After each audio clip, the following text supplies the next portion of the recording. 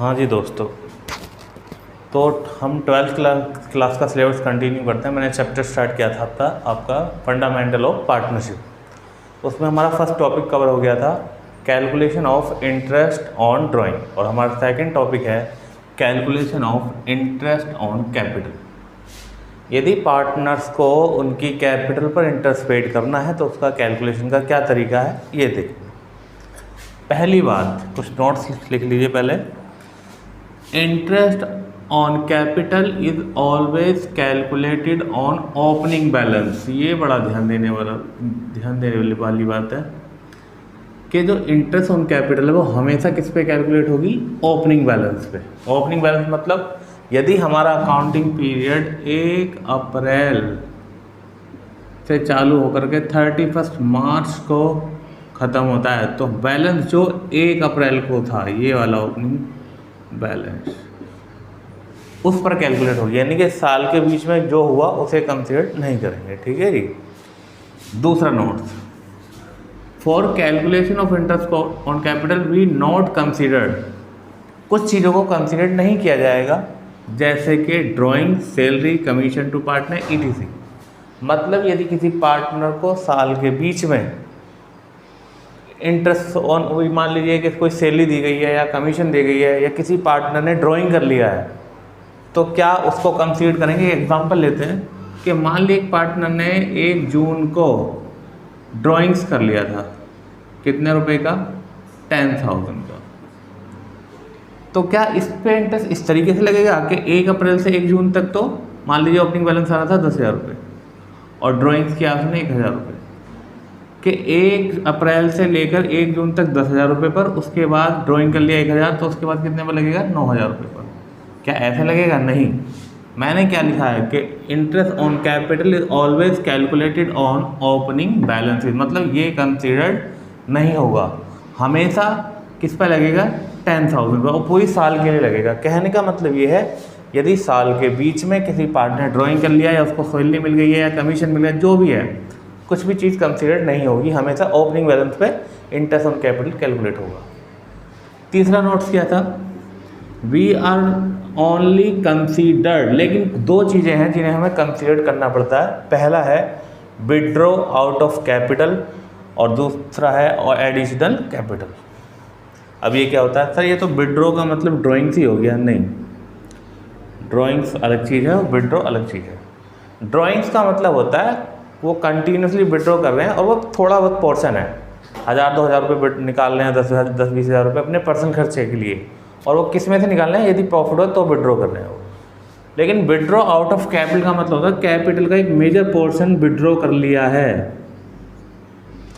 मान लीजिए उसने 1 लाख रुपए की कैपिटल लगाई थी और उसमें से वो चाह रहा है कि भाई वो 20,000 रुपये निकाल ले कैपिटल के, यानी कि अपनी कैपिटल कितनी करना चाह रहा है? केवल 80,000 की, तो यहाँ कंसीडर्ड होगा, लेकिन ड्राइंग कंसीडर नहीं होता। ड्राइंग और विड्रॉ आउट ऑफ कैपिटल दोनों अलग अलग चीज़ें हैं। ठीक है जी। उसके बाद एडिशनल कैपिटल। एडिशनल कैपिटल क्या है कि भाई मान लीजिए पहले उसने 1 लाख रुपए कैपिटल लगाई थी, उसे ये लगा कि बाद में भी 50,000 रुपये कैपिटल की और आवश्यकता है, तो 50 की उसने और लगा दी। अब उसकी कैपिटल कितनी होगी? 1.5 लाख। तो क्या हमेशा 1 लाख पे इंटरेस्ट लगता रहना चाहिए? नहीं। अब यहाँ लगेगा, पहले 1 लाख पे लगेगा, उसके बाद जितने महीने बाद उसने 50,000 कैपिटल लगाई थी उससे आगे तक के महीनों पे 1.5 लाख पे लगेगा। ठीक है जी। क्लियर हो जाएगा जब मैं क्वेश्चन कराऊंगा। तो आपको बस इतना समझना है कि यदि हमें इंटरेस्ट ऑन कैपिटल कैलकुलेट करना है तो हमें ओपनिंग बैलेंस चाहिए कैपिटल का, और यदि साल के बीच में कोई विड्रॉ आउट ऑफ कैपिटल या एडिशनल कैपिटल तो उसे कंसीडर करेंगे। क्या? विड्रॉ माइनस हो जाता है और एडिशनल प्लस हो जाता है। फॉर्मूला क्या है?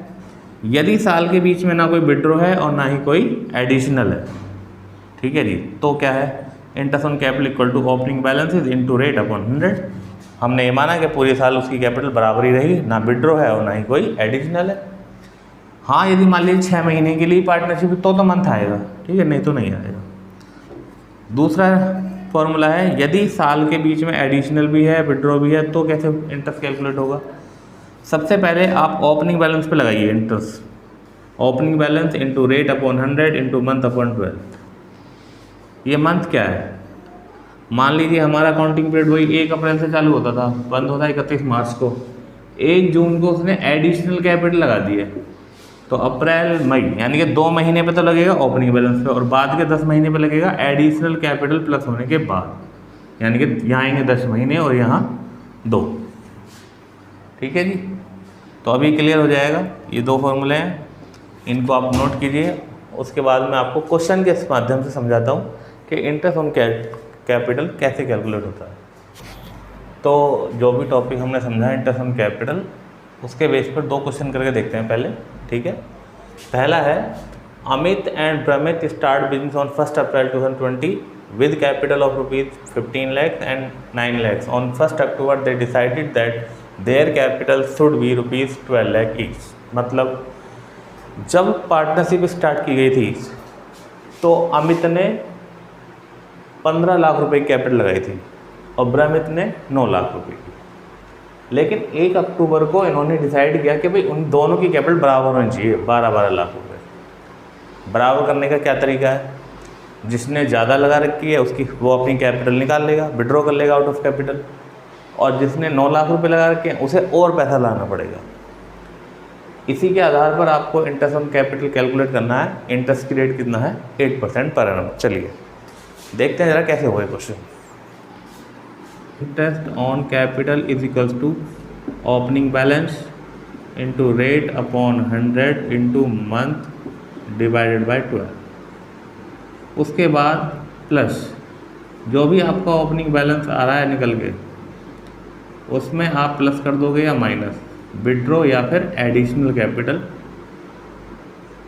Into rate upon 100 into month upon 12। ये आपका फॉर्मूला है। तो जल्दी से बताइए, अमित ने सबसे पहले कितनी कैपिटल लगाई थी, ओपनिंग बैलेंस कितना है, 15 लाख रुपए का, इनटू रेट कितना है 8% पर एनम इनटू मंथ। भाई उसने कैपिटल लगाई थी अपनी 1 अप्रैल को और चेंज कब करी है, 1 अक्टूबर को। तो अप्रैल से अक्टूबर तक कितने मंथ हुए, अप्रैल मई जून जुलाई अगस्त सितंबर, क्योंकि 1 अक्टूबर को तो चेंज हो गई थी। कितने महीने हुए, 6/12। उसके बाद प्लस ओपनिंग बैलेंस कितना है इनका, 15 लाख रुपए है। अब इसकी कैपिटल 15 लाख है, उसे अपनी कैपिटल कितनी करनी है, 12 लाख। तो क्या करना पड़ेगा, withdraw out of capital. 3 lakh रुपए विड्रॉ किया है, और विड्रॉ क्या होता है, -3 लाख इंटू रेट 8%। क्या उसके बाद भी उसने अपनी कैपिटल चेंज करी है, नहीं। तो बताइए ज़रा 1 अक्टूबर से 31 मार्च तक कितने मंथ होंगे, अक्टूबर नवंबर दिसंबर जनवरी फरवरी मार्च, पूरे 6 महीने, 6/12। तो जल्दी से कैलकुलेट करिए ज़रा कितना आएगा। ये 2 0 से 2 0 काट दो, 6 दूनी 12, 2 से 8 को काट दो, 4 आया, कितना आएगा, 15 चौका 60। ये 60,000 रुपये हुआ। प्लस ये कितना आएगा, 12 lakhs इंटू 8/100 इंटू 6/12। 2 0 से 0 काट दीजिए आप, और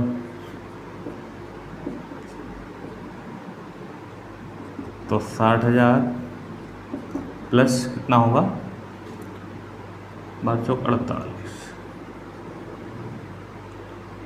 तो ये आएगा भैया आपका 1,08,000 रुपये। समझ में आया आपको, ठीक है, 1,08,000 रुपये।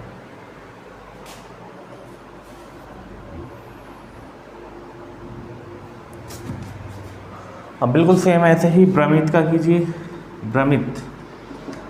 ब्रमित की कैपिटल कितनी थी, 9 लाख रुपए। ओपनिंग बैलेंस कितना था उसका, 9 लाख रुपए। 9 लाख रुपए पर लगाइए आप इंटरेस्ट 8/100 इंटू, सेम डेट को चेंज किया है उसने भी 1 अक्टूबर को ही। तो कितने महीने हुए 1 अप्रैल से 1 अक्टूबर तक, 6/12 प्लस इसकी कैपिटल थी 9 और करनी है 12, यानी कि 9 ओपनिंग था, प्लस 3 लाख रुपए उसे एडिशनल लाना पड़ेगा कैपिटल। उस पर क्या रेट लगेगा, 8/100 इंटू 6/12। ज़रा जल्दी से कैलकुलेट करके बताइए कितना होगा।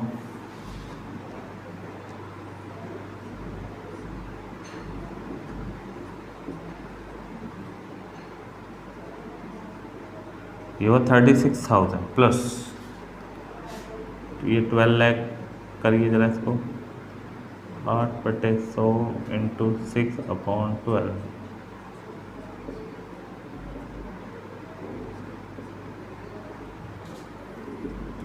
तो 36,000 प्लस 48,000 कितना आएगा? 84,000।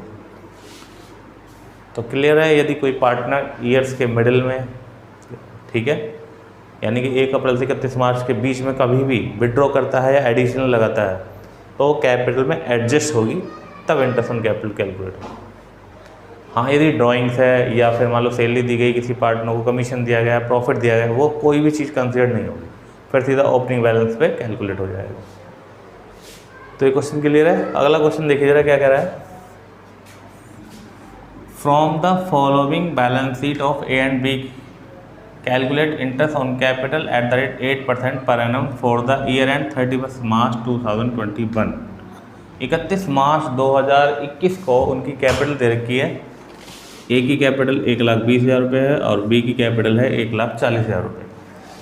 अब ज़रा थोड़ा सा सोचिए, क्योंकि कैपिटल जो ये बैलेंस शीट में दिखाई जाती है तो क्लोजिंग कैपिटल होती है। भाई 31 मार्च को बैलेंस शीट बनी हुई है तो कौन सी कैपिटल है? क्लोजिंग। लेकिन हमें इंटरेस्ट कैलकुलेट करने के लिए कौन सी कैपिटल निकालनी है? ओपनिंग कैपिटल निकालनी है। How to calculate opening capital?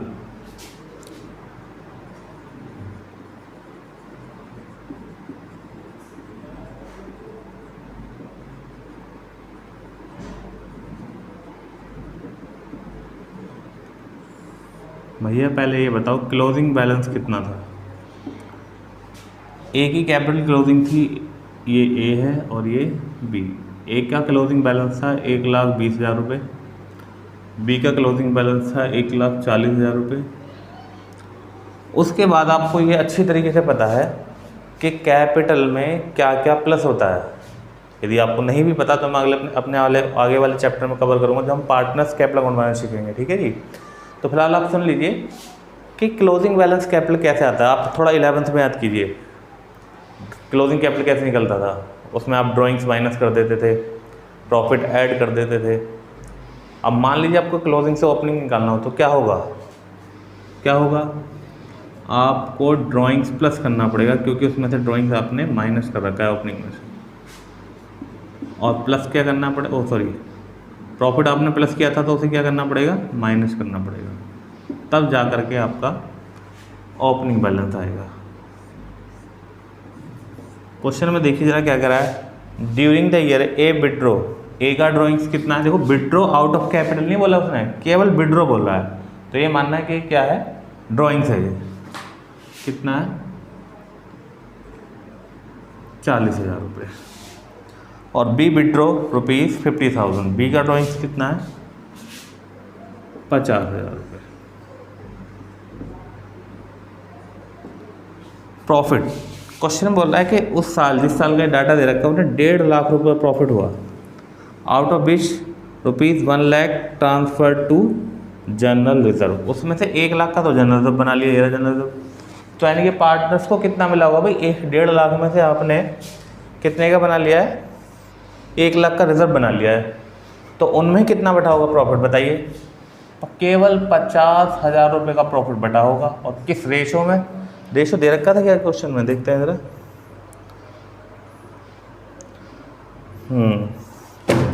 Question में रेशो दिया नहीं है, कहीं भी लिखा हुआ है क्या क्वेश्चन में क्या रेशो? कुछ नहीं है। तो कुछ रूल्स हैं, यदि क्वेश्चन में नहीं क्लियर हो तो आप क्या मानोगे? वैसे वो मैंने अभी लिखवाया नहीं है। जब आपको P&L अप्रोप्रिएशन अकाउंट सिखाऊंगा तो उससे पहले वो सारे रूल्स लिखाऊंगा। इतने जितना कि आपको वो मैं नहीं लिखवा था, आप रट लीजिए कि यदि प्रॉफिट सेविंग रेशो नहीं दे रखा होता तो क्या होता है? इक्वल होता है, यानी कि बराबर बराबर बटेगा। 25,000 और 25,000। इनको कितना प्रॉफिट मिला होगा? 25,000। जरा जल्दी से मुझे कैलकुलेट करके बताइए कितना आया है। 1,35,000 रुपये। उसके बाद 1,90,000 रुपये, और 1,90,000 में से आप ये माइनस कर दीजिए 25,000 रुपये, तो आएगा 1,65,000 रुपये। ठीक जी, कोई समस्या? चलिए इंटरेस्ट ऑन कैपिटल कैलकुलेट कर दीजिए। अब देखो ईयर्स में ना तो कोई विड्रॉ आउट ऑफ, ये विड्रॉ है, केवल विड्रॉ मतलब drawings, withdraw out of capital नहीं है।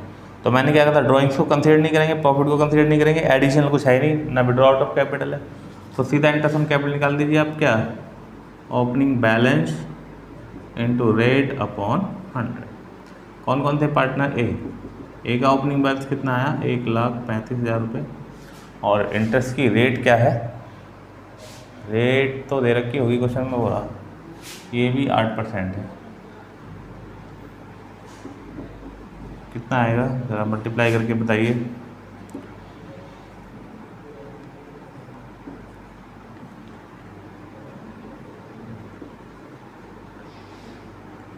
ये होगा 10,800। और बी का कितना आएगा? 1,65,000 इंटू 8/100। 100 से 2 जीरो उड़ा दीजिए आप।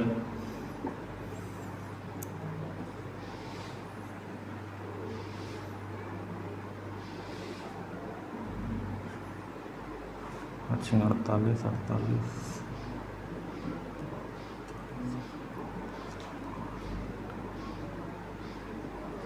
13,200 रुपये। ठीक है जी, तो एक क्वेश्चन नंबर 2 भी जल्दी से नोट करिए। हम आगे अपने क्वेश्चनों पे चलते हैं। मुझे 1-2 क्वेश्चन और कराने हैं अभी, ठीक है, जल्दी से नोट करिए जरा।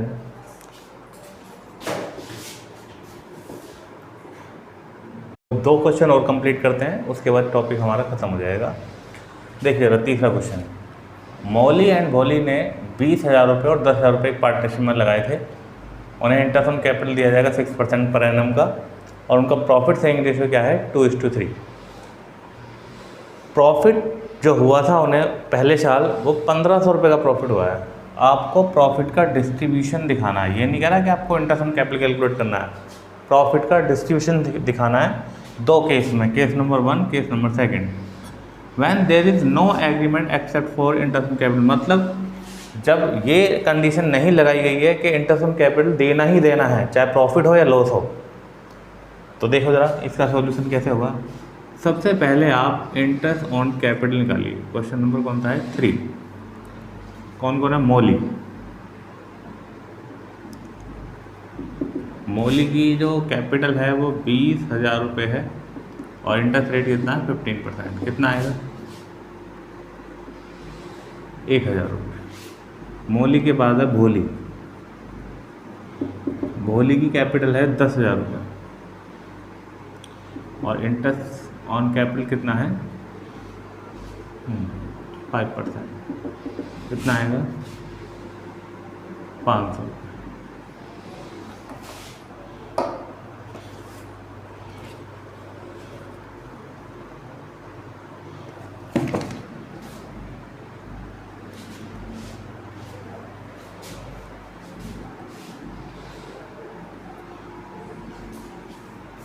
हाँ जी, तो हम क्वेश्चन कवर करते हैं। पहले 2 क्वेश्चन हमने कर लिए हैं, अब तीसरा क्वेश्चन आपका स्टार्ट होता है। देखिए मौली और भोली की कैपिटल कितनी है? 20,000 और 10,000।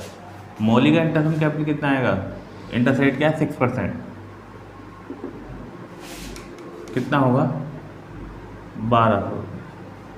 और भोली का इंटरेस्ट ऑन कैपिटल कितना है? 6%। कितना आएगा? 600 रुपये। टोटल इंटरेस्ट ऑन कैपिटल कितना बैठ रहा है? 18। टोटल इंटरेस्ट ऑन कैपिटल, अरे राम ये क्या हो गया? ये तो बड़ा ही गजब हो गया भाई। उनके पास for profit for the year केवल प्रॉफिट कितना है? प्रॉफिट तो कुल उन्हें 1,500 रुपये का ही हुआ है, तो 1,800 का इंटरेस्ट ऑन कैपिटल कैसे दोगे आप? अब इसका सॉल्यूशन कैसे करना है? देखिए पहला case, when there is no agreement except for interest on capital. Interest on capital के बारे में कुछ नहीं बताया गया, मतलब ये तो है कि देना है 6% पर एनम, लेकिन वो असेंशियल है क्या? देना ही पड़ेगा, ऐसा कुछ नहीं लिखा हुआ। तो ऐसी कंडीशन में जब आपका ड्यूज, इसको बोलते हैं ड्यूज, पार्टनर का ड्यूज प्रॉफिट से ज़्यादा बैठ रहा है, ड्यूज ग्रेटर देन प्रॉफिट, तो उस कंडीशन में क्या होगा, प्रॉफिट जो बटेगा, profit distributed in their dues ratio, उनके ड्यूज के ही रेशो में बढ़ जाएगा, जो भी उनका पैसा निकल रहा है पार्टनरशिप फर्म पर। ड्यूज के रेशो क्या आएगा भाई, 1200 रुपये तो मौली को चाहिए था और 600 रुपये भोली को, क्या रेशो आएगा 2:1, इसमें बढ़ जाएगा। यानी कि मौली का प्रॉफिट कितना हो जाएगा, प्रॉफिट तो केवल 1500 ही है ना, 2:1 में बांटो, 2/3 1000 रुपये तो इसको मिल जाएगा, और भोली का शेयर क्या आएगा 1500 × 1/3 500 रुपये इसको मिल जाएगा। यानी कि हमने एंटरसन कैपिटल ना दे करके उनके ड्यूज के रेशो में ही बांट दिया, ठीक है जी, प्रॉफिट के रेशो में नहीं बांटा, उनके ड्यूज के रेशो में बांटा, क्योंकि नॉर्मल प्रॉफिट नहीं है बल्कि इंटरेस्ट ही मानिए आप। उसके बाद है सेकंड केस, ये फर्स्ट केस का कुछ सॉल्यूशन था, अब second case, when there is an agreement that interest on capital charge, ये लिखा गया साफ साफ के इंटरसन कैपिटल देना ही है, चाहे फर्म को प्रॉफिट हो या लॉस हो या कम प्रॉफिट क्यों ना हो, तो भाई इंटरसन कैपिटल दे दो फिर। तो एक बात बताइए, प्रॉफिट है 1500, इंटरसन कैपिटल 1800, तो लॉस हो जाएगा। भाई आप 1500 में से 1800 माइनस करोगे तो 300 रुपये का लॉस आएगा ना, क्यों, ये स्लॉट्स को बांट दो ए और बी में, ए का शेयर, अब इस बार लॉस जो बटेगा वो प्रॉफिट से इंग्लिश में बटेगा, ए का लॉस कितना होगा 300 × 2/5, यानी कि यहाँ आएगा 120, और बी का शेयर कितना होगा, बी मतलब सॉरी मौली और भोली है, मौली और भोली 3/5